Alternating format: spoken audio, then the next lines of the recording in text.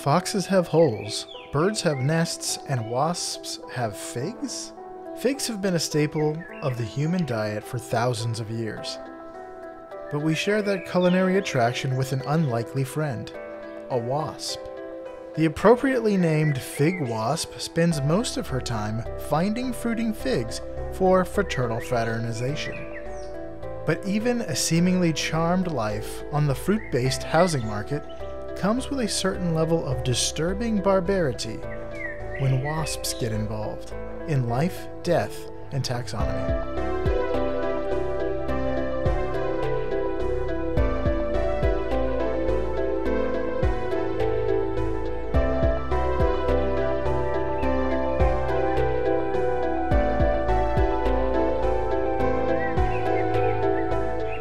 Welcome back to Life, Death, and Taxonomy. It's your 30 minutes of interesting animal information. I'm Joe. And I'm Carlos. Thank you to Cassie for the creation of our theme song. To hear more of Cassie's music, please search Cassie Michelle on YouTube or Spotify. And thank you to Johanna for the creation of this week's artwork. To check that out, you can visit us at our home on the web at lttaxonomy.com. And a very special thank you to our patrons, to Jesse Raspolich, Carol Raspolich, Richard Kaspar, Lottie Aubrey, and Gray Hughes. Thank you so much for your support. It's greatly appreciated. Thanks for helping us keep the lights on. And today we're talking about a fig's friend for real, but more on that later. Yeah, we're talking about the fig wasp. You know, every time I get to the end of that little blurb and there's a pause, I'm always like, PTSD from times gone by. Are we doing the right one? Are we on the same page? Just, despite all the talking we do before starting, we do not talk about the animal. We never talk about the animal. Yeah, because then you're ruining it. You're talking about the animal before we're supposed to be. Yeah, but we don't even square up on if we've researched the right animal. It's not, I mean, we should 9 times out of 10, even like, you know. I would say 19 times 99 out of 20. times out of 100, yeah. Yeah.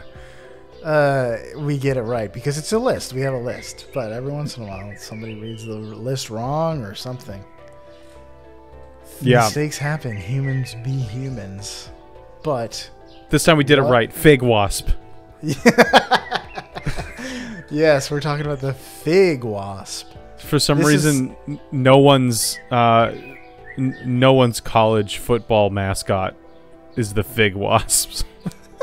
That's what Washington should have named there instead of the Washington football team.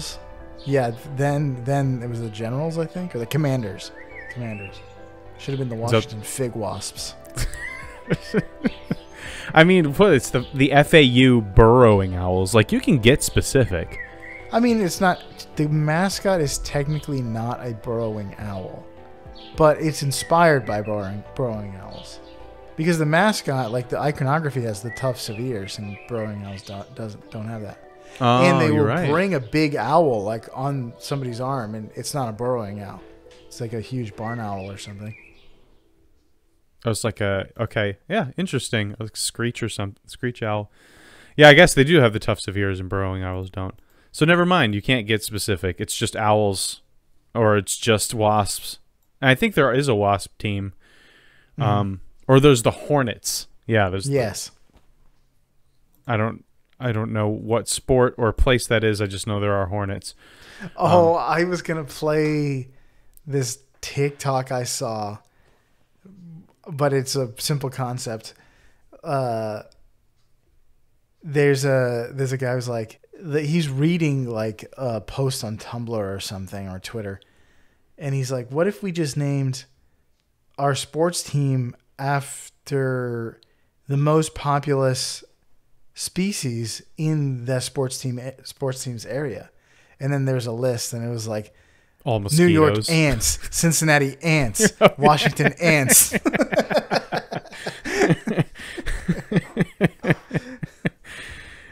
I mean, you could do different ants. Like this like the New York carpenter ants, the Tampa Bay fire ants, the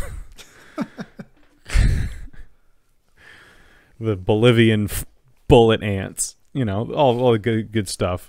Yeah. Believe it or not, we're would you talking like about to fig wasps. tell Well, me what but- you call this? Yeah, it's so we're gonna call it here a fig house. Mm. Lots and lots of rooms, and figs in a blanket. That's pretty funny. I don't know that it's like the most like ingenious one we've done, but it's funny to me. I thought fig house was better. Figs in a blanket Speaking was a throwaway. of figs in a blanket, in California at one of Johanna's relatives' house, we had dates wrapped in bacon and like, with a honey glaze, and it was delicious. And now Johanna's mom makes it all the time. So that's kind of like figs in a blanket. It's close to figs in a blanket. Are dates close to figs? Well, in that they are so. fruit wrapped in meat. If you wanted that, although pigs in a blanket isn't wrapped in bacon. It's wrapped in carbs. Right? It's wrapped in just pure Croissant. bliss. It's Everything is wrong with this analogy. It's salt in the form in Power Ranger take form of little sausage weenie wrapped in just cake. So I'll take it. I love pigs in a blanket, man. Now I'm hungry. But I don't want figs in a blanket. Or I don't know if I don't think I've ever had a fig. Like a just the actual fruit itself. I've had like fig Newtons. Right. And my kids eat like a healthy version of fig Newtons every single day. So I'm around fig a lot. The idea of a fig Newton gives me heartburn. I like fig Newtons. I mean, I like them. I don't really It's like like the ones that my basketball. kids eat. I But like it, but it's just not for me. that's fine. You know, to each his own fig. But let's taxonomize this wasp while we're here, you know? Mm-hmm. It's in a kingdom you know, love, and are in. That kingdom is Animalia. The phylum is Arthropoda. It has an exoskeleton. The class is Insecta. 6 legs, head, thorax and abdomen. Abdomen and thorax. The order is Hymenoptera. Which is also ants, I believe. Yeah, wasps, bees, and ants. Which, if you look at a picture of this thing, is not far-fetched. The family is Agaonidae. Agaonidae. The genus is Blastophaga or Blastophaga. We'll go with the first one. Mm-hmm. The species is Senes, but with a P at the front to throw you off at the spelling bee. Just pretend it's not there. But yeah, so the binomial nomenclature is Blastophaga. Blastoise. Senes. Blastophaga senes. Which brings us to, since we're in the business of naming things, it's time for my favorite part of the show. Critter groups. Part of the show where I ask you Joe a question, and the question is the same every time. What is a name of... well, I can't even remember what I said because we haven't done critter groups in a little while. What is the name of a group of this animal, or what is the term of entry, or what is the collective noun? If you saw a group of wasps, what would you call it? Would you call it A, a flight of wasps? B, a needle of wasps? Man, I'm going to be all over this episode. C, a brigade of wasps? Or D, a dive of wasps? By the way, there's a book that I read the kids very often. For a while, we read it every night. And it's called The Giant Jam Sandwich. It's like from the 60s or something like that. And it's about a town where 4 million wasps fly in and start stinging everybody. And in order to get all the wasps, they make a giant jam sandwich. And the wasps come and eat it and get stuck. And then they bring down the other slice of the sandwich and trap all the wasps in there, and then the birds eat it. And then the town is free of the wasps. So as I'm reading it, I have to say wasps like 40 times. And I'm sure that I'll break that record here. So, flight, needle, brigade, or dive of wasps. A needle of wasps. Final answer. That is incorrect. The answer is flight. It's a like the flight of the bumblebee. The flight of the wasp, of the fig wasp. Yes. Garbage. Just, it should have been needle. That was a better one. I was literally thinking of bee drill when I put needle in there because its signature move is twin needle. So we should, when are we going to have enough clout where we can just decide what the term of venery is? Because that seems to be just somebody on the internet, not particularly famous, just somebody on Reddit decides these things. So why can't it be us? It's needle now. It's a needle of wasps. There is a collectivenouns.com website where that comes from. I'm sure that's not a .gov website. No, I have not found a .gov website for these kinds of things. Or even a .edu or even a .org. Before I switched over to, rotating in nitty-gritty nomenclature, I was like using Twitter posts. Like, okay, you tell me what I saw as the most common term of venery for this animal. Which is, it's rough. I get it. So, but this is, if it's on collectivenouns.com, I think you can trust it. It is the internet after all. But let's talk about what this looks like. The fig wasp. It is a tiny black wasp with a shiny carapace. Males don't have wings, but females have these thin, transparent wings. They have 2 long antennae. They pretty much look like ants. If you see a picture of them, it just looks like ants. Some of them can have wings and can fly, and some of them are pretty closely related. Well, they're in the same order. That's where it ends, though. Ants move. Ants branch off. I think genetically they're close. Oh, are they? And then wasps just started terrorizing ants and parasitizing them. Mm-hmm. Yeah, so if you saw a bunch of fig wasps, you would be forgiven for thinking it was just a bunch of ants. Because a lot of ants can fly. So just because some of them have wings doesn't mean that you're not looking at a bunch of ants. But they are very tiny for wasps. How tiny are they? Great question. Welcome to the Beloved Measure Up segment, the official listener's favorite part of the show. The part of the show when we present the animal size and dimensions in relatable terms through a quiz that's fun for the whole family. It's also part of the show that's introduced by you when you send an audio yourself saying, singing, or chittering. The words measure up into ldtaxonomy@gmail.com. We don't have a new measure up intro this week. I wish we did, because there are very few things to choose from when we choose a animal from pop culture, and Carlos has to guess which one it is. Is it the Nasonex bee? No, it's a wasp. Do you think? I don't know. Maybe it's, I don't know. You try to say that all in one breath, but maybe people aren't grasping exactly just how easy it is to send in a measure up.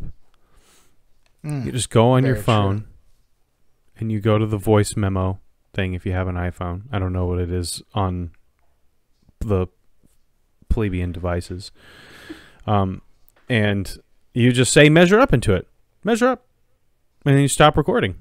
And then there's a little box that says share. And you share that and send it to ldtaxonomy@gmail.com. And you're done. Mm-hmm. You could do this all in less than a minute. You could. So we would love to hear from you. Just say measure up. Yeah. It doesn't have to be some some people go, above and beyond the Call of Duty and make some really, really fun and fantastic ones. But all we want to hear is measure up. So we love them all. Yeah. Without further ado, the listener's favorite part of the. What do you want? Do you have a pre-guess? Oh yeah, the Nasonex bee. That's not a wasp though. I don't really have. I don't know if there's a wasp in like the ant bully or something like that. Well, without further ado, the listener's favorite part of the show.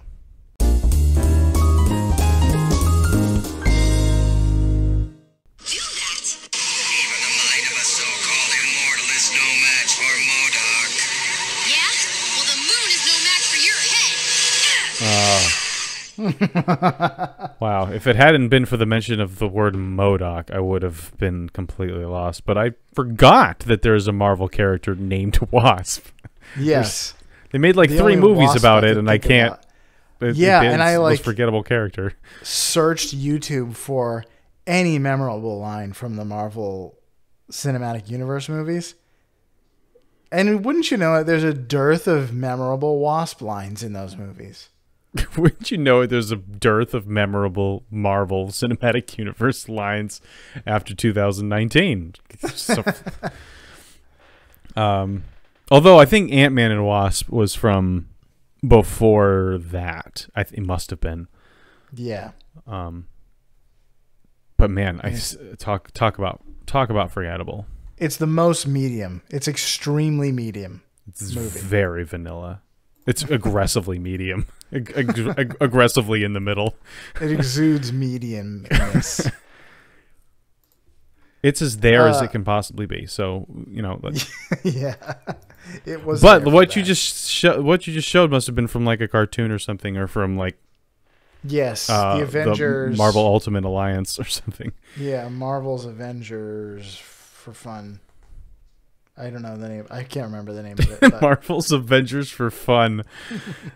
The bad guys want to take away fun.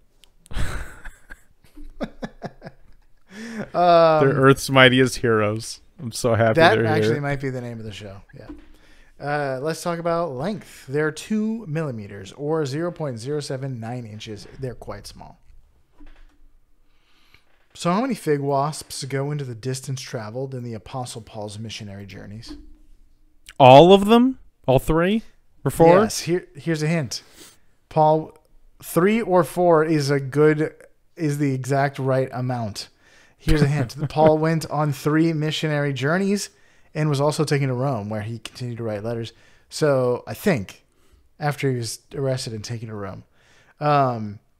So yes, 3 or 4 is the right answer. 3 intentional ones and 1 where he was taken on a journey against his will. But I'm sure he was. It wasn't against his will. He A, was told that he was going to go to Rome by an angel, and B, appealed to Caesar on his own volition. So it's his fault he went to Rome. That's true. He did. So I guess it is. They're all 3 were intentional. So he traveled on foot by ship around the Mediterranean. He traveled on foot and by ship around the Mediterranean, visiting Cyprus, Antioch, Iconium, Lystra, Perga, Athens, Ephesus, and Derbe, among others. Yeah, there's like 3 different Antiochs he goes to or something like that. It's really confusing. Well, he goes to Antioch like 3 times. No, there's one just north of Palestine, and then there's one like all the way in the like western part of Asia Minor. So at Antioch at like Pisidia or something like that. I forgot what it was called.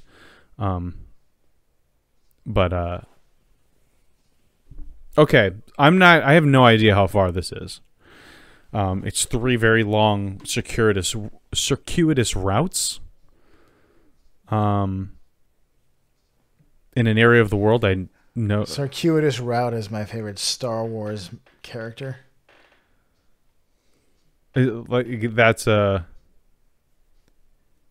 bounty hunter name for sure. Salacious Crumb's cousin.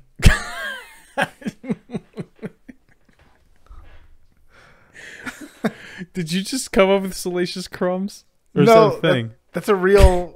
The little, Jabba the Hutt. He's got the little like monkey gremlin. That name little is monkey gremlin is Salacious Crumbs? Crumb. Yes. No, I thought it was something else. No, it's that. We've talked about this on the podcast, I think. Salacious Crumbs. Oh, that makes a lot more sense. That Circuitous Rat would be his best friend or something like that.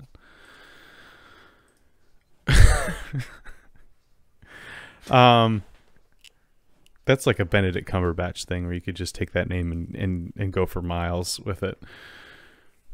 How many miles, though? How many miles did Paul walk? Psh, I don't know. I'm going to say...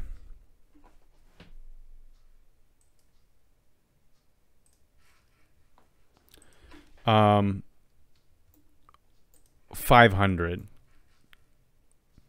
Because if he went 500 more, he would fall down at the door. Yeah. Just to preach the gospel tonight. That's a different song. Yeah, it is a different song.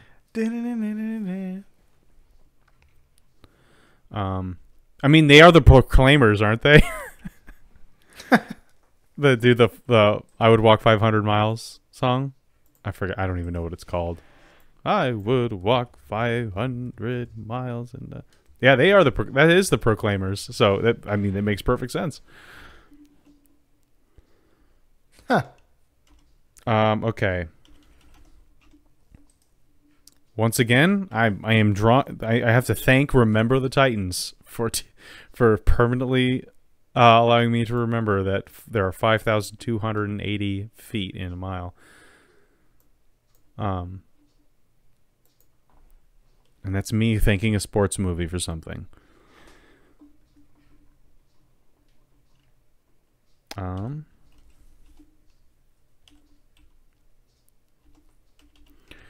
So, the answer is 401 million. That seems like there's no way it's the case. But that is how many wasps go into 500 miles. Final answer. So that's what we're going with. It seems like way too low, but we'll go with that. The correct answer is 8 million. What? Wasp. 8 billion. 8 billion. 8 billion. That makes a lot more sense. It is estimated that Paul traveled a combined 10,000 miles. Wow. I guess I kind of forgot about the ship part. Ship travel really helps. Yeah. But he traveled I was thinking like, 500 foot. miles is a long way to go, like on foot over the course of any period of time, let alone like the 10 or so years that he was. Did he only take a ship in the first missionary journey? And was that the one where he like shipwrecked? No, he shipwrecked on the way to Rome. Walking? Oh, that's right. But he took they took ships, I think, on all the missionary journeys, either there or back. I want to say maybe one of them not. I in my Reformation Study Bible, I wish they had more maps of more things, but they've devoted most of the maps to Paul's missionary journeys. So I have looked at those quite extensively, but I just didn't measure the distance. Well, let's talk about flight distance. Speaking of distance, females will fly up to 6 miles in search of a place to lay their eggs. A place to lay their eggs down to sleep. How many of the longest recorded chicken flights go into the flight of the fig wasp? A chicken flight. That sounds like sounds delicious. It sounds like a bunch of different flavors of chicken wings on like a plank of wood. On a paddle, yeah. Yeah. Here's a hint. Despite the lessons we learned in Chicken Run, chickens can actually fly.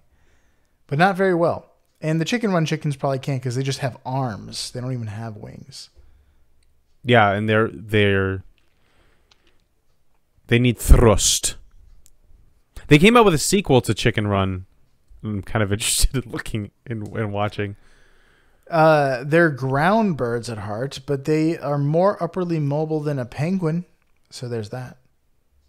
I could see them. I mean, they get up on places. That's obviously true. a penguin or an ostrich can't do that. But I don't see them like soaring through the skies. Yeah, I'm imagining like a haphazard flap, furious flappage. Yeah, a lot of effort. Definitely not supposed to be doing what they're doing, but they can. Like a human swimming. Like we're not supposed to be there. But we can. And for most people, it's a lot of effort to not go very fast or very far. Okay, I'm gonna say 100 yards, because that to me that would just be really impressive. It could just be like 12 feet, but a football field just seems like the right amount in my heart.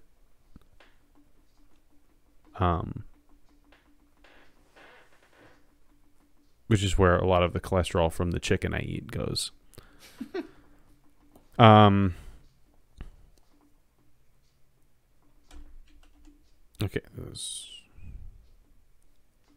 We're still talking about the length of these guys. Same metric. Now we're talking about the flight distance, 6 miles. Oh, flight distance is 6 miles.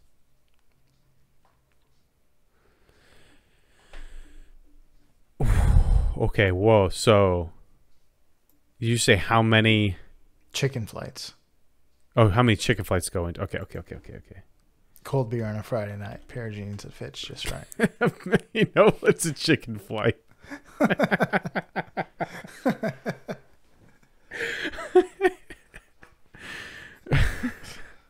Hey, that's the one country song that if you've to me that's the if you've heard one, you've heard them all. That's it. That's the song. That's the only country song that I'll like listen to. Well, there's two kinds of country. There's fried chicken, trucks and dogs country, and there's I shot somebody and now I'm going to hang for him. Yeah. Yes. Yes. There's that's the bluegrass version. Spectrum. And then there's also that's the Johnny Cash version. What's dead center of that spectrum? Like, I robbed somebody at gunpoint and had a Chianti. Like, what is the? No, it's either everything's great, or I'm about to be executed for my crimes. I know, but if it's a spectrum, there's something in the middle. No, it's just that's country living. It's a binary. It's a life of extremes. You either love your country, love your state, and honor God, or you die. That's pretty much all of it. The only two options you have or you out there in the and sticks. Feel bad about it and die. So, yeah. It's only rap where you're either like partying in the club or you're murdering and feeling good about it. It's when you move to the cities where you start having some more spectrum options. However you want to interpret that. I'm going to say the answer is 105 chicken flights go into the flight of this not-so-bumblebee. Final answer? Yep. The correct answer is 105 chicken flights. No, it's not. The longest recorded chicken flight was 300 feet. Oh my goodness. A plus 100%. We're going to let you be a physician's assistant for this one. I don't know what to say. I would like to thank my mom. Goodness. Wow, okay. You know your chicken flights. I was not expecting to be so. I would celebrate, but people are sleeping in the room next to me, so yes. I mean, at this point, I've beaten Measure Up. Like I won. That was the final boss. It's one thing to like plus 100 before. I have one. The answer is like 1. I can sometimes guess like, oh, that's 1, but never when it's was easy over 100. And your burden was light.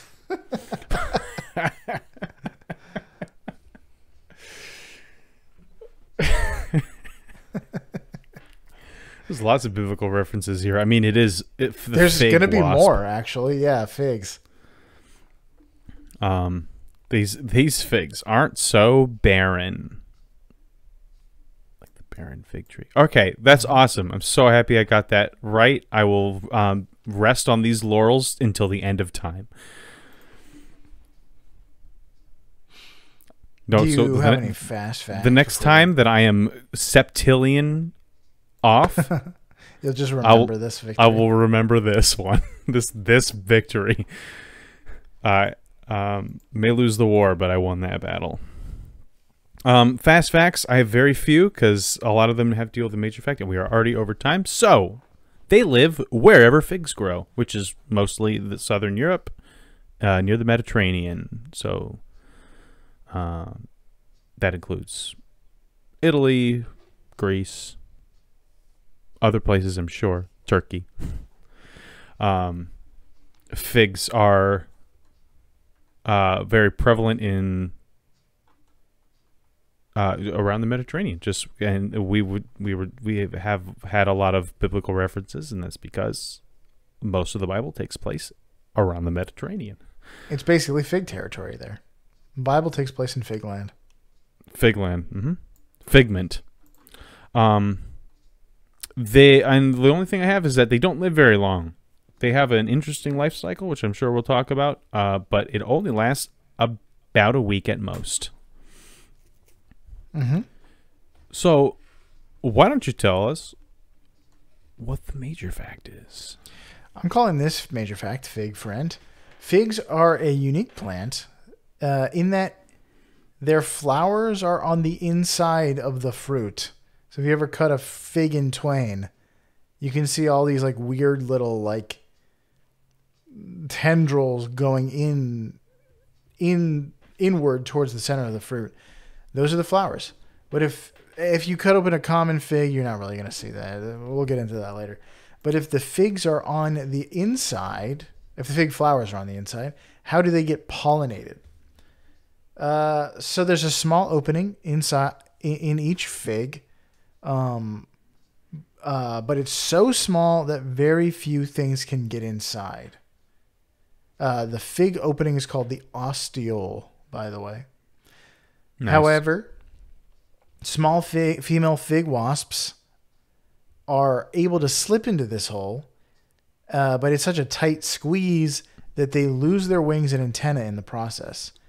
So we said like they'll travel 6 miles, find a fig, try to go in this little hole, and if they get in the little hole and rip their wings off, there's no going back. They are the Elric brothers burning their house down, so there's no place to go back to. They're determined to win. They're contortionists. Yeah. This opening, this ostiole, leads to the internal cavity where the flowers are. As they navigate the fig's interior, they deposit their eggs within some of the flowers. Meanwhile, they also collect pollen. The pollen they have collected will pollinate the fig in during this process. So while they're laying eggs, they're also pollinating. The females lay eggs inside this like little opening, this little like, I forget what it's called, but it's like a little gall. They're called galls. Are they unmitigated? Flowers are perfect. Yes. They're unmitigated. And once they lay their eggs inside these galls, they die, providing nutrients to the fruit. The eggs laid by the female wasps develop into larvae within the fig's flower's ovaries. So apparently flowers have ovaries. And this which is what creates the structure that's called a gall. So these galls serve as protective environments for the wasp's larvae to grow and eventually transform into adults. In this phase, the fig provides the nourishment necessary for the wasps to grow, and it's shelter. Like, how are you going to eat an egg inside of a fig? You don't even know it's there. You're not climbing in the ostiole. Yeah, but, you are living inside of food. Fair enough. So, once the wasp larvae mature, male and female wasps emerge from the fig. But first, the males emerge from their galls first and fertilize the females before they even hatch. That's efficiency right there. Efficiency and horror at the same time. The males then help either enlarge the ostiole or bore new tunnels through the fig, creating an opening for the females to exit. Some male wasps may break through the outer layer of the fig to feel the sunlight on their exoskeletons for a brief moment before dying. The females, now carrying fertilized eggs and the pollen from their birth fig, venture out into the wilds to find a new fig to lay their eggs in, continuing the cycle and bringing their birth fig pollen to a new fig. In some cases, the males exit the fig just before the females, just to throw themselves at predators that are waiting outside the fig, giving the females a chance to escape. You know, the kind of predators that hate figs but love wasps. I can't think of one. We got to get them out of there. Like a bat. Figure out a way. That's a bat that's not a fruit bat. So the fig wasp benefits from this relationship by having a suitable environment for reproduction and a source of nourishment for their larvae. But on the other hand, the fig gains a reliable and efficient pollinator for their very difficult to reach flowers that ensures the production of seeds, contributing to its genetic diversity and overall survival. So this is true symbiosis. You'd think a bug living inside a fruit is not good for the fruit, but it is. Each species of fig has a corresponding species of fig wasp, showing a really high degree of specificity in this mutualistic relationship. But somehow, I'm not clear on how, but the ostiole is made to only allow specific fig wasps into it. So a specific species of fig wasp is made so that it can fit inside this ostiole perfectly, and other fig wasps can't. This specificity has developed through co-evolution. They develop at the same time, where both the fig and the fig wasp have adapted to one another's needs over time. It's the opposite of an arms race. It's like an arms race, but the arms are for hugging. Throw up your arms into the sky and give me a hug. So there is, this begs the question. When you eat figs, do you eat wasps? When will you eat figs? So I'm happy to report. I am happy to report that you probably only eat fig wasps when you eat wild figs, which you probably don't do. You may know that figs are, we talked about it, mentioned in the Bible many times. They have been grown and eaten by humans for thousands of years. In the book of Samuel, Uh, they found an Egyptian in the open country and brought him to David, and they gave him bread and he ate. They gave him water to drink, and they gave him a piece of cake of figs and 2 clusters of raisins. And his spirit was revived. I think figs are mentioned in Job, which is supposed to be the oldest one. Oldest book? Oldest book, at least, yeah. So we've been eating figs and growing figs for a long time. That means figs are pretty well domesticated, which means they depend on humans for survival and proliferation, and they no longer need pollinators like wasps. If you eat figs that are not the specific species called common fig, there is a small chance that you might be eating a wasp. But even those species have separate male and female trees, and wasps can only successfully lay eggs and reproduce fruit in the male trees, which I guess the whole tree is male or female? Yes. I didn't think that was a thing for plants. I thought they were all like hermaphroditic, if that's the word you use for plants. But not fig trees. So apparently wasps can only do this process in a male fig tree. Figs in a male fig tree. And we, for some reason, only eat fruit from female fig trees. And I didn't have the bandwidth to figure out all of that because it's more about figs than wasps. But maybe it's because there aren't wasps in the female ones. But like, if you, even if you eat a wild fig or a non-common fig, a wasp would have had to accidentally wander into the female fruit, which she would probably try to get back out, but she might also die in there, and then you get a little extra protein. Vitamins. Yeah. But also, like, just like look at what you're eating, and maybe you won't eat that many bugs. It's a tiny bug inside of a fruit. Look at the inside of a fig. It's a mess in there. It is a mess in there, but a lot's like, I mean, if I bit into a pomegranate, you know I'm going to check it for bugs. Really? And it's a mess in there too. I mean, what kind of fruit do you bite into besides like an apple and it's not a mess in there? Like, it's just a mess. And apples, I'm specifically like, there better not be a bug in here. There better not be a worm or whatever. I am checking that. But if you look at a fig, I've never thought about it, but if you look at a fig, all of those little tendrils are flowers. You're eating flowers. Yeah, it's a little gross. Yeah, don't look at it too long.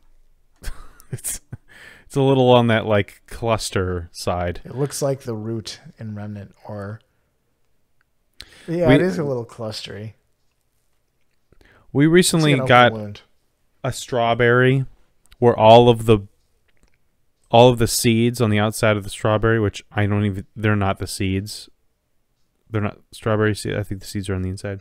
But like, it was a weird like morphed strawberry to where it was all like, all of them were forced together in this one like spot, and it was horrifying.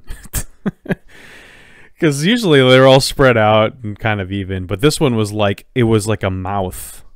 They were all pointed inward in this one like little orifice on the strawberry. I threw it over the fence. I don't want to bring that. I don't want that kind of evil in my house. That being said, a strawberry is the opposite of a fig in terms of it looks so good. That's because we like strawberries and we eat them. We like figs. Yeah, but like, it's not. There isn't a very strong association with the visual. Like, even the silhouette of a strawberry is like, yummy. That's a fruit I like. Whereas like a fig, it's like, it just looks like an onion if you just saw a silhouette of it. So we're just very attached to strawberries because they're a very common fruit in the U.S. But I'm sure if you lived around the Mediterranean, it would be a fig. You would look longingly at Google image pictures of a fig, like I'm doing with straws right now.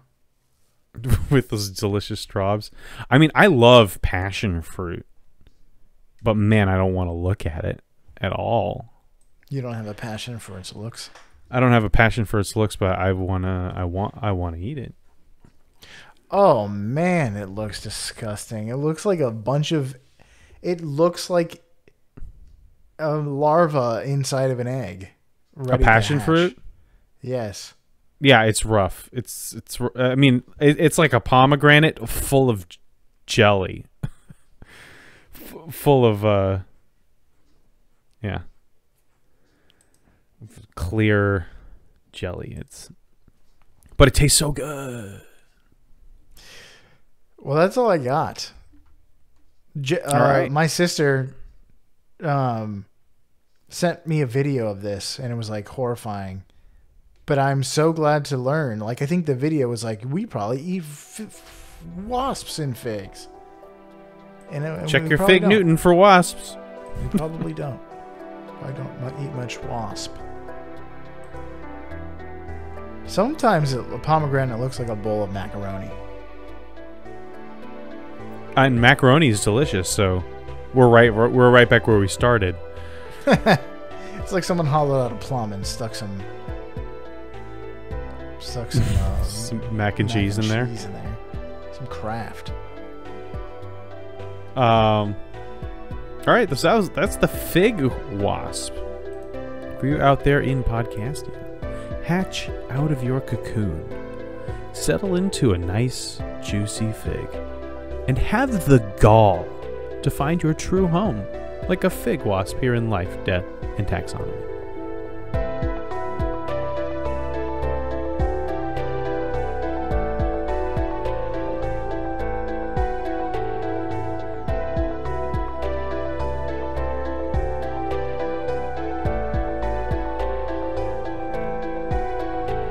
Hey Taxonomy Titans, I just want to remind you that we now have a Patreon. Patrons can see full video episodes and get shoutouts on the show.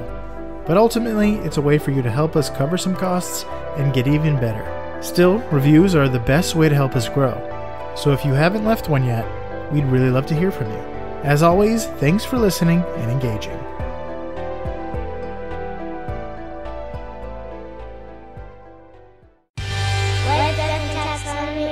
My favorite in the world podcast. Was that good planning, or did you write that while we were doing it? That was good planning. I was hoping you would mention the gall. The unmitigated gall.